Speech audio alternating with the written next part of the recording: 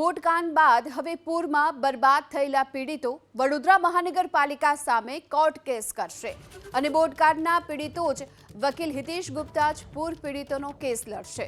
વળતર આપવા માટેની પણ રજૂઆત કરવામાં આવશે। વકીલ ડોક્ટર હિતેશ ગુપ્તાનું કહેવું છે કે મારી પાસે 100થી વધુ પૂર પીડિતો સામે આવ્યા છે અને 25 લાખથી 100 કરોડ સુધીના નુકસાન ભોગવેલા લોકો પણ છે।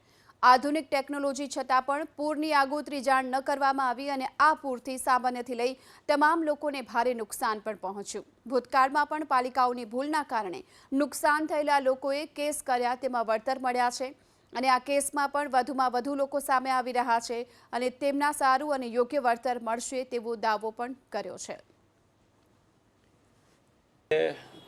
100 કરતાં વધુ પૂરના વિક્ટિમ્સ કે જેમનું 25 લાખથી લઈને 5 કરોડ સુધીના બી નુકસાન થયેલા લોકો મારી પાસે આવેલા છે।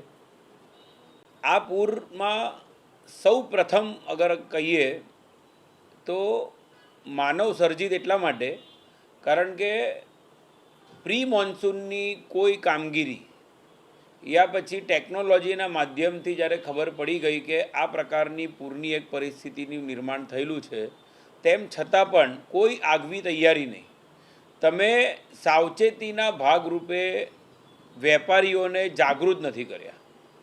આ જે વાત છે એના કારણે જે સામાન્ય માણસને ઘરમાં વેપારમાં જે નુકસાન થયું છે એવું નુકસાન છે કે જેને સામાન્ય માણસને એમના કારકિર્દીમાં, એમના જીવનમાં 10થી 15 વર્ષ તમે પાછળ ધકેલી દીધા।